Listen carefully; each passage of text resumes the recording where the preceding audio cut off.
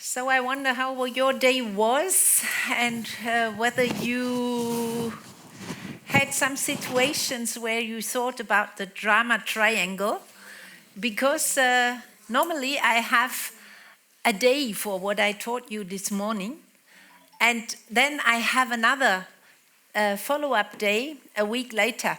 And when the people come then, they tell me, oh, I haven't realized that before, but I've seen it here and I've seen it there, and it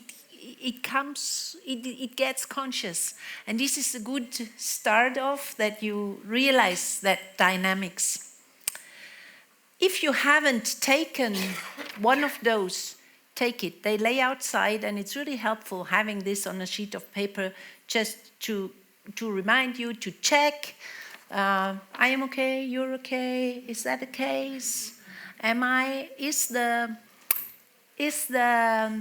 adult ego activated in this conversation between the two of us?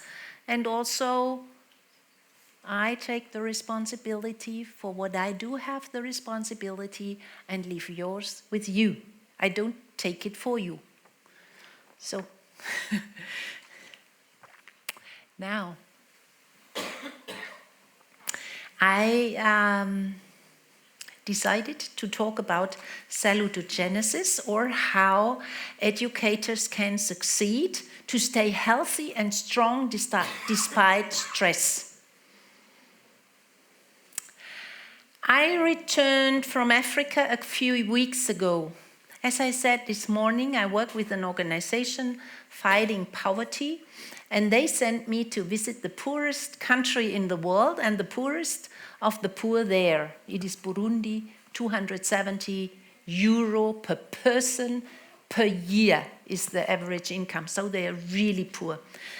And we want to give them the chance to start a small livelihood through interest-free microfinances as a group, thus work themselves out of the vicious cycle of poverty. And after a year, they pass it on to the next group. So this is how Cornerstone Domino works. And we have met single mothers, widows, widowers, orphans, disabled people, HIV-infected people who are trying to stay alive by doing some agriculture. And we met also people from the slums. The general conditions are so bad that I am tempted to say a healthy life is not possible. The stress caused by constant hunger, the enormous heat, the many children that they have, the poor hygiene and infections, the lack of water, and a government who doesn't care is a lot to put up with. And we prepared ourselves for everything, and it was even worse on the outside. Some orphans have to beg, otherwise they would starve to death. Some young women that we met there, even some of them were Christians, but they said, we have to feed the children, so we have to sell our body to sex. And also, they sometimes have sick children, and if they did everything they could do, they can only wait and see whether they survive, because they will not have the money to pay for the hospital. And it was harrowing. It always takes for me a time to be able to be back to normal. At the same time, something else in this encounter touched us deeply and also surprised us. Beautiful faces. We saw beautiful faces at peace with their lives, knowing that they are close to God in a double sense. In a healthy way, they had said yes to their fate, and they had also created something that I've never experienced before. In order to survive, they have set up a structure of well-organized self-help groups that not only provide emergency aid, but also a fund from which individuals who want to start an initiative can take money as a loan. The sums they can collect are tiny, the rules are very strict, the concept is fascinating. I can't go deeper in this now, but this structure stands for their solidarity, gives them hope and sustainable livelihood, which they use to contribute to the community. And we had not expected to find so much satisfaction, so much faith, so much solidarity, so much intelligent and structured self-help organization and self-help, and such shining eyes. Despite everything, how can it be possible that people live under such living conditions, that they help each other instead of stealing or slaughtering each other, that they develop constructive structural solutions and shine so brightly that I feel blessed when I leave. In the following, I would like to introduce you to a Jewish sociologist and a social medicine specialist who has been preoccupied with a similar phenomena. And his name is Antonovsky. And before I start, I would like to give you an overview about what is going to come. So Antonovsky, he had a key experience that led him to the theory of salutogenesis. And I will give you a short overview over his model. Also, it's a little bit complicated, but you have to see it in a whole for once at least. And then we go into it. And because he said, before I start, I have to demystify the idea what health is. And one word he uses is the word of coherence, and I will explain what he means by that. And then we will talk about stress. What is stress? What are stressors? And I will also add some spiritual evaluation to this. And another word he likes to use is generalized resistance resources. So we also have a look what he means by this. Then we talk about practical relevance and a conclusion. So you know what's going on during the next few minutes. Now, Antonovsky is a Jewish man. And those who have been at the concentration camp today, they may have seen pictures like these. In the 1960s, he studied Jewish women in relation to the effects of menopause. He did that in the US, but there were different ethnic groups that he examined, and some of them were survivors of Hitler's concentration camp. And he noticed that about a third of them, 29% of them, of these formerly interned women, were in a really good mental healthy condition. And that led him to our question, which was revolutionary at that time. What keeps people healthy in spite of extreme stress? And from this question, he developed the concept of salutogenesis in the 1970s. And this concept states, I'll say this right away, that stresses do not fundamentally make people ill, but can even be beneficial to their health. He wrote a lot of books. The two most important are Health, Stress and Coping and Unraveling the Mystery of Health. And Antonovsky died in 1994 at the age of 71. Now let's have a look at his model. So this is, you see it as a whole. People have a so-called sense of coherence. You see that in the middle. That is relevant for the impression that you can come along with the challenges. If it is good, it is a resource and strengthens your resistance. The generalized resistance resources are up there. But there are always stressors in life. You see them on the right side up. And there is good ones and bad ones, and that cause tension. And we have to deal with that. And that may be successful or not successful. If it is successful, it strengthens our health. If not, we come into a stage of stress. And if we can't deal with that stress for a long time, if over a long period of time, find no way out of it, it strengthens our disease. Between health and resistance resources, there is an interaction way and back. They strengthen one another. Life experiences can add to the growth of sense of coherence, means the feeling I can do it, which nourishes resistance resources. I know it looks complicated and complex, and in fact it is, but I wanted you to see the table and its dynamic once in a whole before we start look into the details and try to understand.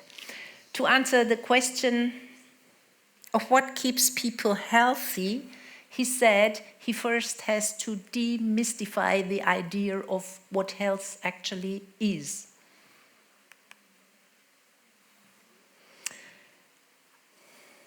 The context of salutogenesis that we talk about today is made up of the Latin word salus and the ancient Greek genesis. You know that from the Genesis. It's the origin, stands for health, and genesis for origin. The pathogenetic models commonly used until that date asked about how disease develops. Antonovsky new question were, how does health develop? How can it be maintained? This was a totally different question. These were Antonovsky's key questions, and he was particularly interested in how people manage to maintain their health and well-being despite adverse circumstances. The model looks at the factors and their interaction. One assertion is that human health is much more complex than the absence of illness. Health is not a fixed state, but the goal of a complex process that depends on various factors and interactions. These include, for example, the social and cultural context in which people live. The model, therefore, encompasses much more than the simple black and white distinction between healthy and ill. So in their lives, he says, people are not here or there, but they move between the two poles, health and ill. This is referred as a health is disease continuum. So this is an English word game. It's not possible to do that in any language, but that is what he used. The salutogenesis model is now today very popular and in various fields, in psychology, in medicine, in economics, in finances even, in education, and it's a lot used in practical work. And as we go on, you will recognize, I know these ideas from some corners, but it's still good to remind you and to have a look at it. Where does it come from? If we make a comparison about pathogenesis and salutogenesis, we ask questions and we get different answers. So the first is that health and disease are revisited. If you ask what is normal, you come to different answers. In pathogenesis, it was assumed that the body is basically in a state of equilibrium. This homeostasis or equilibrium is the normal. And minor deviations are regulated by body self-healing's power alone, And in case of major deviations, the body needs the support of medicine. Antonovsky disagrees. So that would be the, you are in balance. And Antonovsky disagrees, saying that imbalance, heterostasis, is a characteristic of living organisms with an increasing decline in vital function. So it's not so much that stage, but it is this. We are going down till we die. So it is a quite pessimistic world view, but it includes that, for example, if you don't see that well, if you're 90 years old, it is not that you're sick, but this is what life is. This is the way we go, and has nothing to do with healthy or sick. Now, continuum or dichotomy. Dichotomy. How is the process of becoming sick described in pathogenetic and in salutogenetic? Logically, from a pathogenetic point of view, there is the idea that you are either sick or healthy. By the way, the holistic, so the naturopathic health movement is not fundamentally opposed to traditional medicine.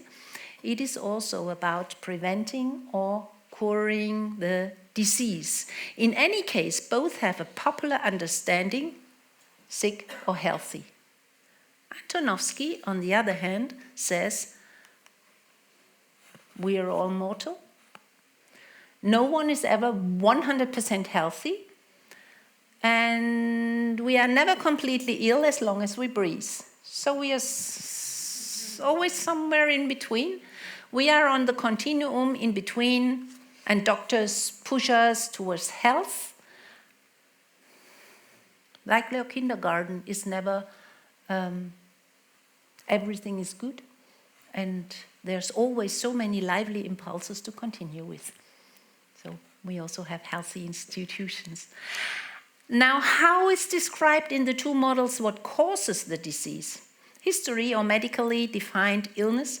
The perspective influences the tracing the history of a disease. How was it developed? When talking about a heart attack on room 204, the doctor's view of the disease is reduced. They consider how it can be cured or prevented, but how did the infarction develop? How did it come? How can it be prevented? Both focus on the development of specific medical causes of illness. And Aaron Antonovsky says, this is a blinker. This is a blinker not to look at things that also are very important. Look in about life's history and circumstances. For example, if someone has a high knee strain due to living on the 14th floor without a lift, it's not enough to talk about the infarct on 204. You have to talk about life circumstances. Do I treat the depression just with antidepressants alone, or do I also look at the life circumstances?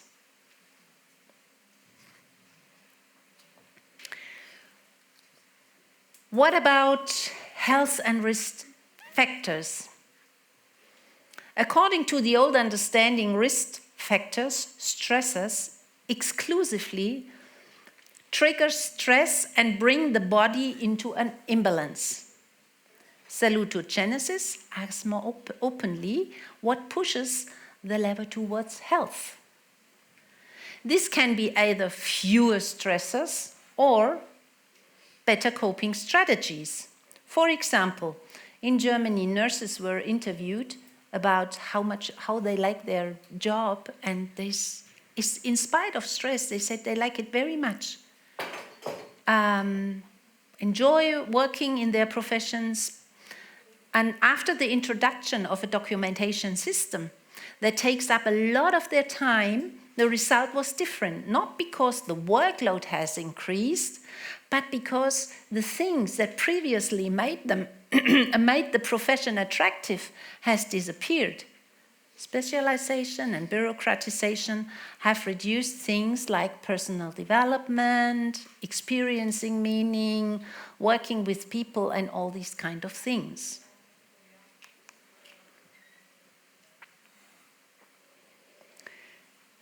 So the question is, think about the nurses.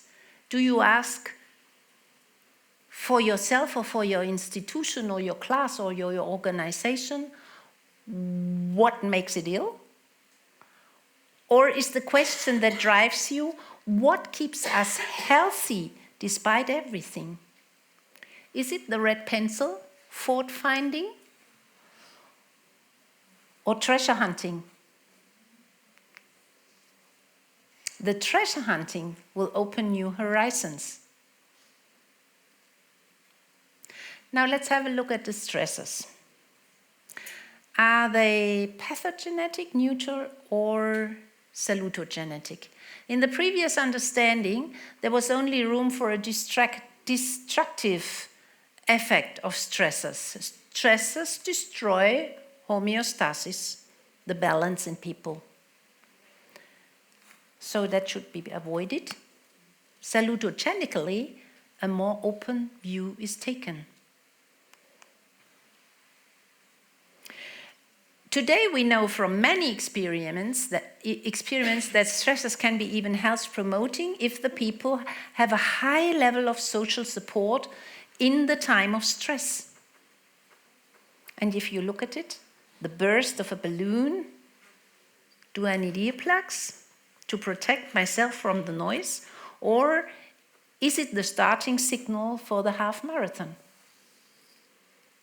So what is a bang in your ears and your situation? Sometimes it is a question of attitude. What if there come big challenges along? If there come temptations?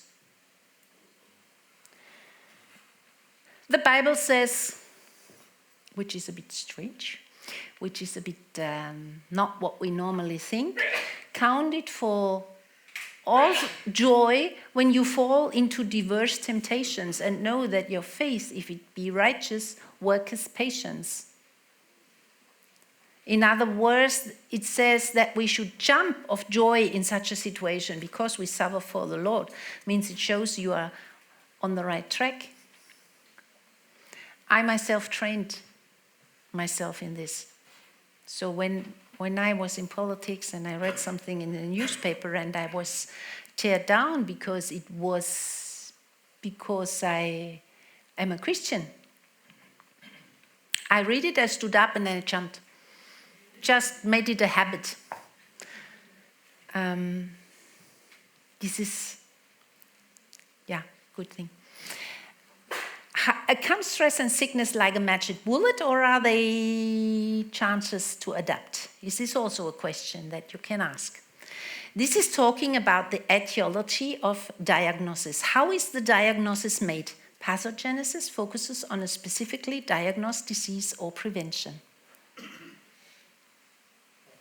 The pessimistic salutogenesis assumes that the environment is full of stressors anyway, and that active adaptation is constantly required. It is therefore not necessary, or it is not the task to rescue the child from the water, but rather to teach it to swim, to keep head up above the water, even when the currents of life are strong. So you can see, he has the idea of life is a river with crocodiles and with cliffs and with dangers and everything. And it does not make sense to take people out of this, because that is the life. But it is the idea that you have to teach them to swim. And you yourself have to learn to swim. So if you pray for something that is really hard in your life in the moment, maybe in your professional situation, and you pray that God would take it away, imagine God would not do so. If He would not take it away, how can you still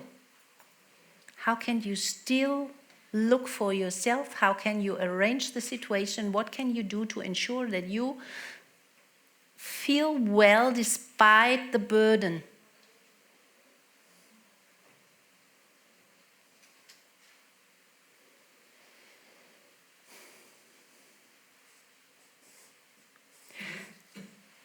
What do we do with dividing cases? That is also an interesting.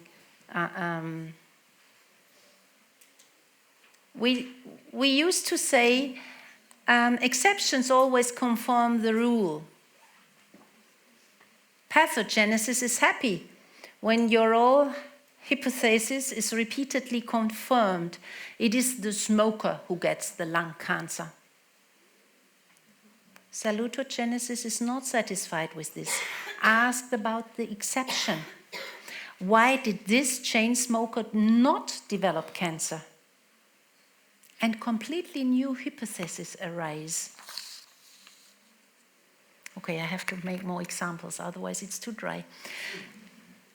Imagine you watched over and over fellow colleagues speaking out their faith. Okay, say degree of skills was varying, but each of them was ridiculed or marginalized. And now you stand in front of a situation and you know you will have to show your colors yourself. What would change in your internal dialogue if a new young colleague would turn up with her testimony and it was well received by the colleagues? An exception.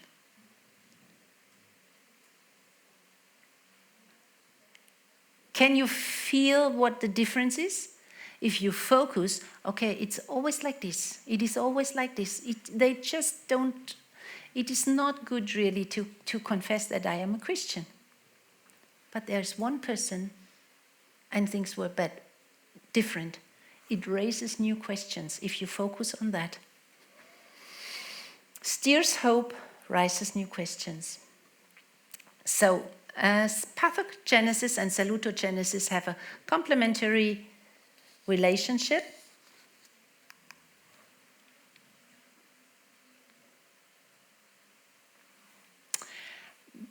But they are not, Aaron Antonovsky is not throwing away pathogenesis. There is places where it is needed.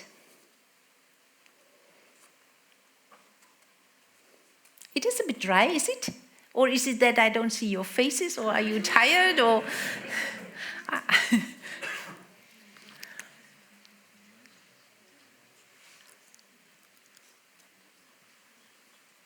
So, I go this is easy, because we went through this. Aging phenomena is part of life, not sickness. You focus on biography and circumstances. And you ask, what causes a shift on the scale to healthy? Stressors are omnipotent. They are nothing special. And destructiveness depends on managing them. And if there's no miracle solutions, look for ways to adapt. And watch out for deviation cases.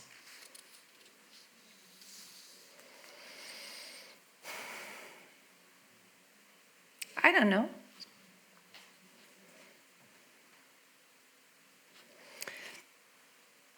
A crucial part in the model, in the concept, is the concept of coherence. The sense of coherence, as he calls it. And the sense of coherence is existing out of three elements. Coherence means that something is logical, it is coherent and comprehensible for a person. A sense of coherence, which is actually more than just a feeling, usually develops in people over a long period of time. It is therefore not an innate ability or a competence that is fixed. The sense of coherence is characterized by these three components. So let's talk about comprehensibility. It is the ability to understand. If a person understands why certain events occur, why do I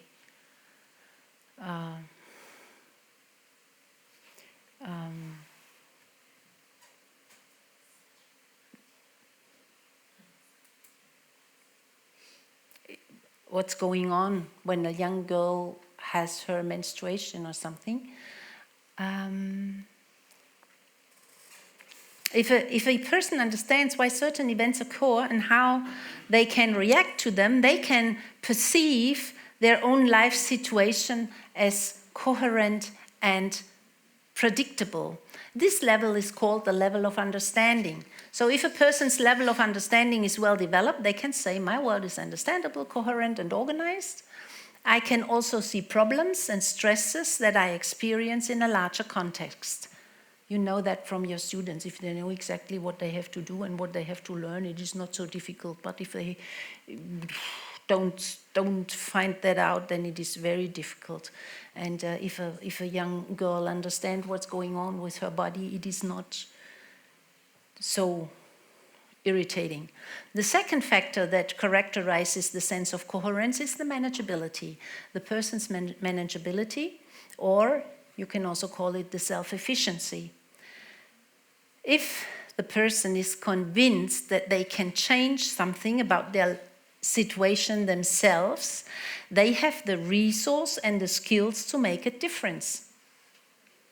If a person does not have this awareness, they feel powerless, defenseless, and unable to act.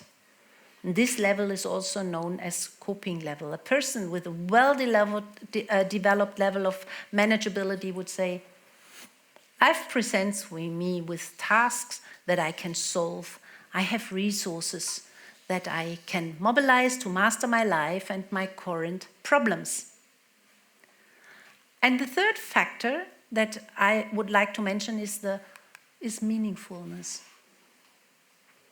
If a person has goals that are meaningful for them in their life,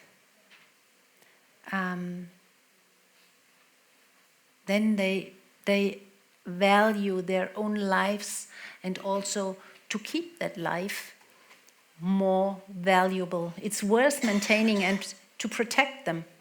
Meaningfulness gives a very individual purpose, and your own actions and experiences you also see as meaningful. So this level is the concept called the level of meaningfulness, and a person with a positive expression of this level of meaningfulness would say, every effort I make is meaningful for my life. There are goals and projects that are worth committing to. I don't know what I can do. I still feel the dryness, I'm sorry. No, just keep going. We're just listening. Stressors and stress. We will talk about stresses and stress. There is stress in everyday life, you know that. Antonovsky says that when a person encounters a so-called stressor, a state of tension arises. And the stressor are individual. Antonovsky described any stressor, external stimulus that reaches a person as a stressor.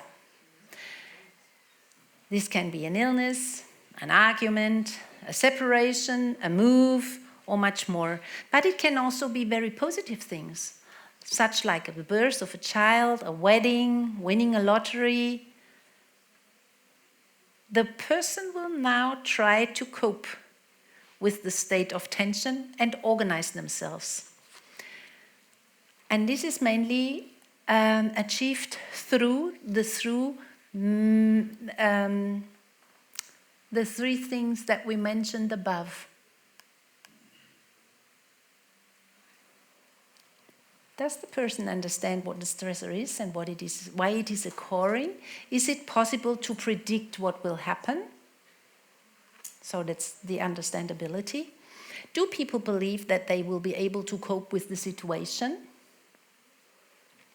Or does the person see meaning in all of this? So in all of this, if all of this is the case, then the prognosis is favorable and the person gains positive experience in terms of their self-efficiency and the sense of salutogenesis model. A sense of coherence develops. So if the state of tension can be resolved, this has a health-promoting effect. In other words, the state of tension triggered by a stressor is not unhealthy in itself, but the tension that has been overcome makes us stronger and even healthier. However, if a person is not able to use their resources to deal with the state of tension and to resolve it, then stress develops. But even then, this does not mean that the person automatically becomes ill, but it becomes only then really harmful if it is for a long period of time and he does not get out of it again. So stress, a lot of stress is not a problem as long as it goes down to relaxation again and next stress rises. But if it keeps up and you can't deal with it over a long period of time, then develops chronic stress, and that is a problem. According to Aaron Antonovsky, a high level of coherence helps people to cope better with stressor states of tension and stress and to maintain or restore their health. Which means, actually, we could organize our work according to salutogenesis knowledge. If we can, the way we organize our work in education, we can stabilize that sense of coherence that is so important for people to stay healthy by checking, is it there, the comprehensibility? Can I do something to make it grow? For example, include offers of psychoeducation. Then I can better understand what's going on. For example, this morning we talked about how does that work with the dynamic between people. It is good if you understand it. It helps, it gives you the feeling, if a situation like that comes up, I will be able to handle this. Manageability. Do you have an opportunity to create and raise awareness for self-efficiency experiences? So important. Don't do it for them. Don't take the responsibility for them. Give them a chance to be aware that they can do things in your school. If you have a lack of resources, think about who could do it. Maybe it does not even need to be an adult. Maybe it can be the elder classes to the younger ones or whatever. Give them the opportunities to the awareness of self-efficiency and meaningfulness.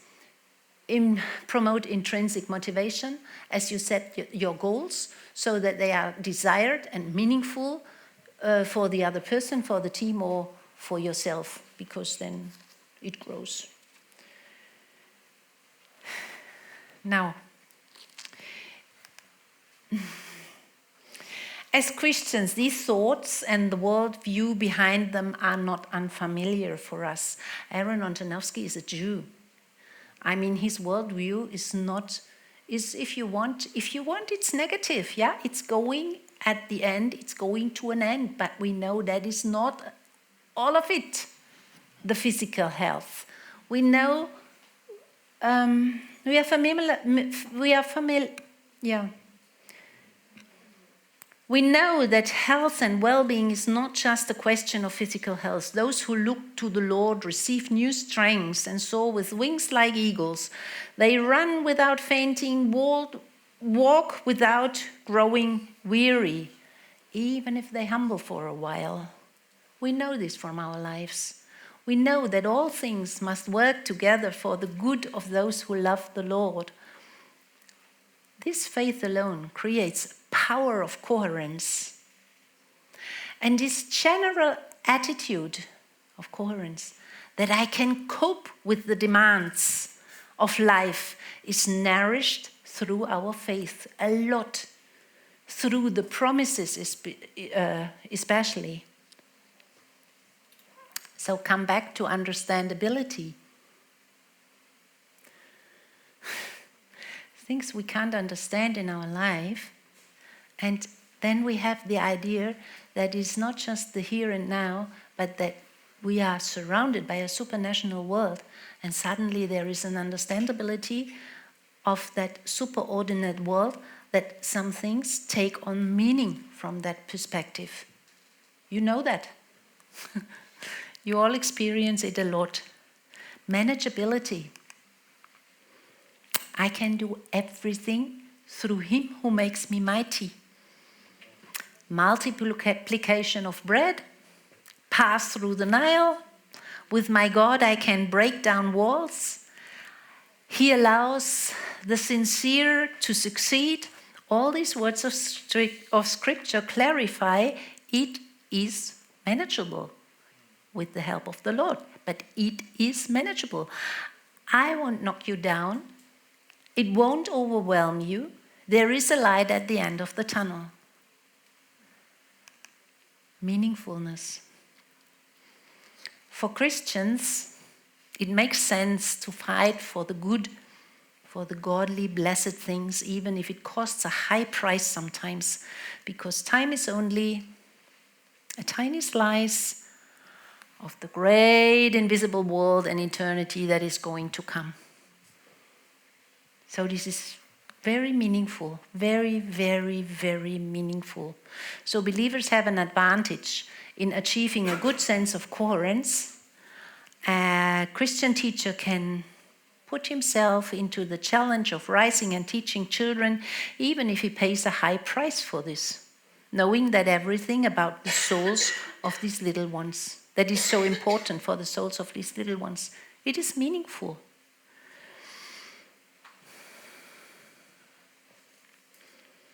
And it helps to know that stresses do not automatically have the power to make us ill. It is good if you know that.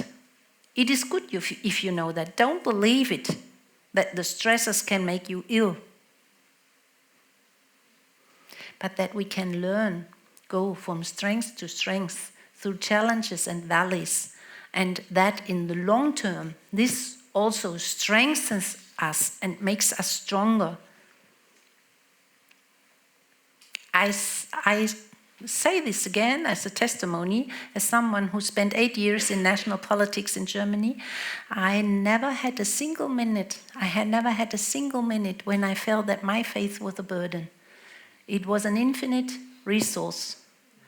And it also helps to put on these salutogenetic glasses when reading the Word of God. The men in the book of Daniel who were thrown into the fierce furnace. I, as a teenager, when I read this, I think the tune is very loud now. Maybe a little bit. Huh? It's very loud now. No? Okay. Then I'm sorry. Yeah, I'm not. I don't hear me. As a teenager, I had always hoped and prayed if a situation like this would turn up, that I would be brave enough that I will confess, that I would be strong and not fall over. And one day a debate in the parliament was coming up, and I knew I couldn't win it. Either the liberals will grill me, or the conservatives will grill me, or the Christians will grill me. It was about abortion, and it was a debate you can't win. So inwardly, I could already see the headlines in the newspaper the next morning. And the next morning, my husband and I, we prayed as usually in the morning, and I felt already a bit the heat of the furnace coming up. And God spoke to me quietly. He told me that this stories there is not there to scare you. He told me, you've been in this situation so many times. And I've always come with you. And you've always come out again. And neither your hair, nor your clothes, nor your anything else was scorched. There was not even the smell of that something burned, just the chains of the hand. Just the change of the hands. If you read the story, it's the only thing that was burnt. And it gave me courage. It gave me a lot of courage. And today I read that kind, many other Bible passages differently. Not as things going to come who threaten me, but as stories that describe prototypically how God walks with me through challenges, and that He wants to encourage me through these stories and also through these experiences. Don't you think you never land in a lion's den or in a furnace, and neither do the non-Christians. But we have the Lord with us. So you see, there is a different understanding of challenges. They become doable. And they even make sense because they strengthen our faith, our joy, our courage, our patience. I'm still not a furnace junkie. But when a situation like this comes up, I know I've been there and I can do it. And so can you, because you've been there too. And the Lord will go with me, and He will go with you, and you'll come out in a piece, in one piece again, because He's with you in this. Taught me a lot how to stay healthy facing stress. So let's go back to our model. There is more expression we should have a look at.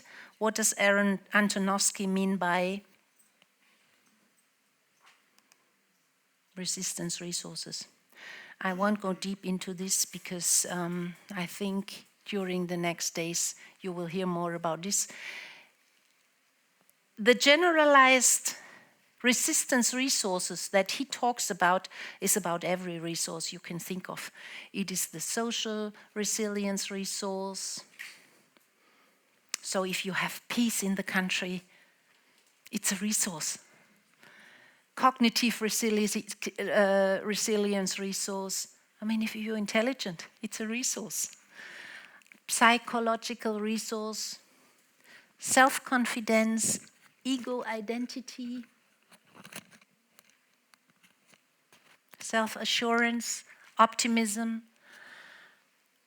You can read it. And also economic and material resources. We have that in mind at first, but it is one of those two.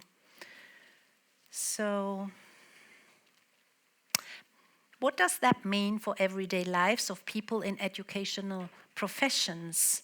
My focus is on teachers as an example, whereby what is good for them is good for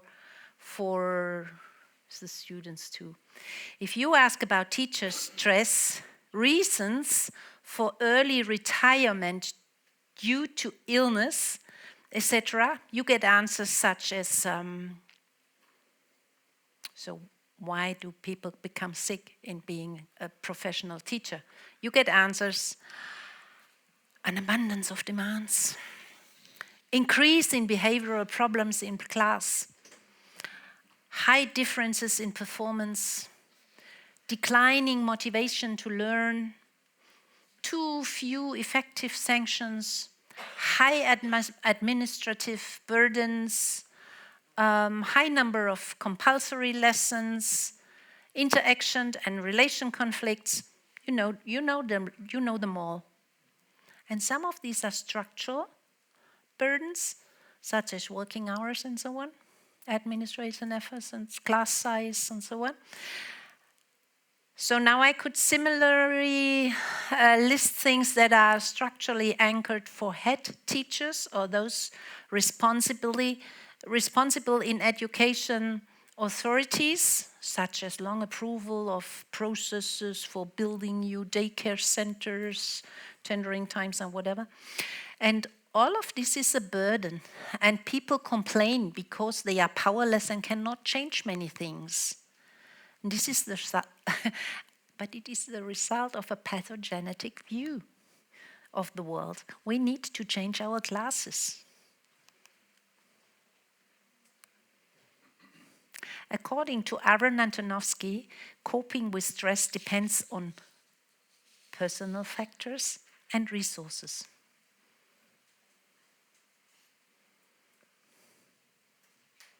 Stress and strain are not an automatic consequence of the situation, but depend on subjective evaluation.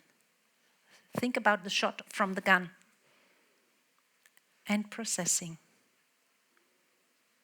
So it's not the automatic consequence. Stress is not caused by the situation alone, but by the relationship between challenge and resources. Competences and resources determine how the stress situation is dealt with. And the way of coping may have a positive effect on health. There are many studies that show different results to what you would expect. For example, committed teachers are not more at risk of burnout. Personal resources and health behavior and subjective assessments of stressors have a health-promoting effort. Engaging with the students and their needs promotes personal resources. There's more, but this is enough for now.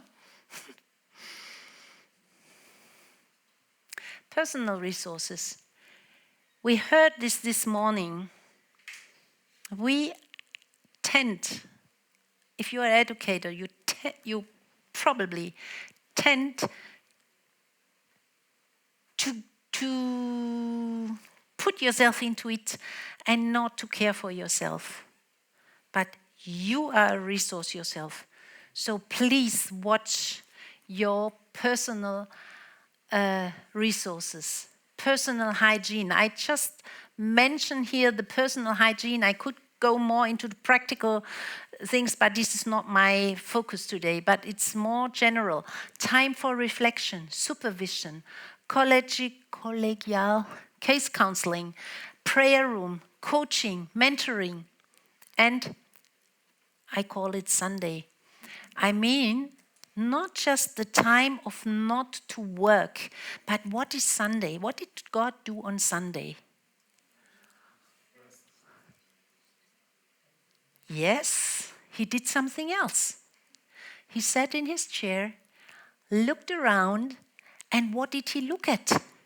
He looked at everything that he did do during the week. And he gave it a, was heißt bewerten? And he did an evaluation. And he enjoyed what he did. And he said, is that a good thing I did there? Wonderful, I enjoy it. It is very good. Do this. Don't think you don't need it if God does it. So I call this an element of Sunday. We need that. We need that for our personal resource element. Stress and strain are not an automatic consequence of the situation, but depend on subjective judgment.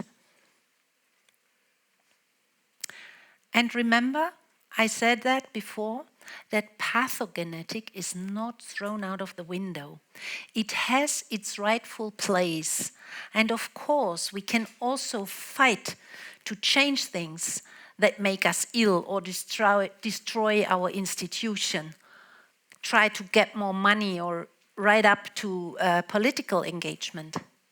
It is not a contradiction, but the salutogenesis side removes the blinkers.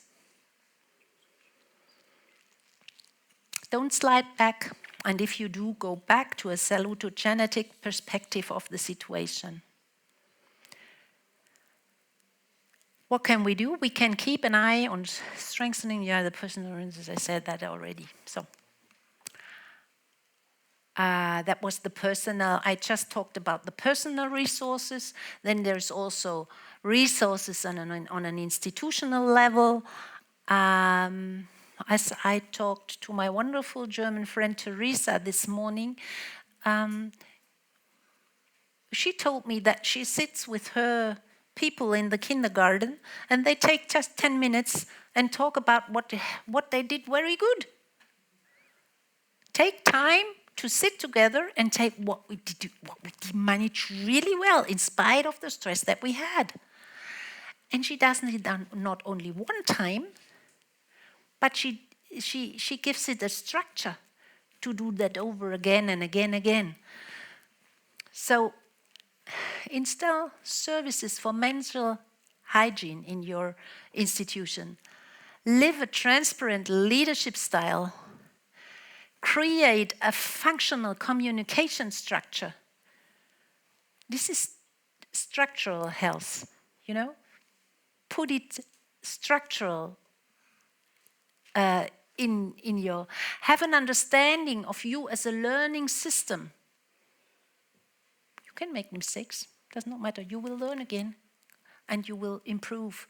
Implement process of taking complaints serious and create a culture of attending trainings. It's always good to learn, to continue. Yeah. And if there are stresses in these things, assess them as positively as possible. They don't have to make you ill or destroy the organization. So if you're not good in one of those, this is very important things, but if it is not good in your institution in the moment, go in, knowing that you can cope with them and call on your resilience resources. Nurture your resilience resources, keep nurturing them from your successful life experience as well as from a repeating of the positive steps organization has already done through his history.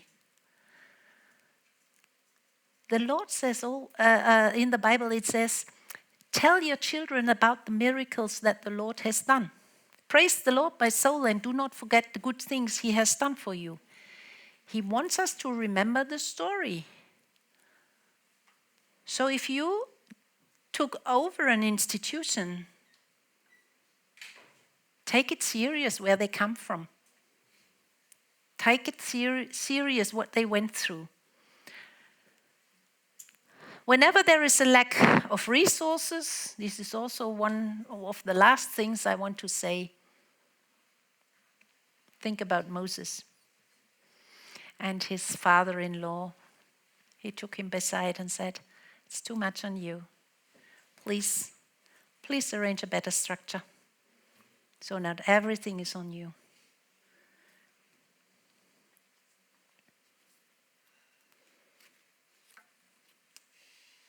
Different example, the people from Africa who have created a structure, an order, a meaning out of their chaos and also the opportunity to develop themselves out of the greatest poverty. this concept that I can't tell in detail, but it is such a wonderful concept that they designed that it will be spread in the world. And I asked them, how come that you organized that concept? And they said, oh, we had no other chance to survive. We wouldn't live anymore.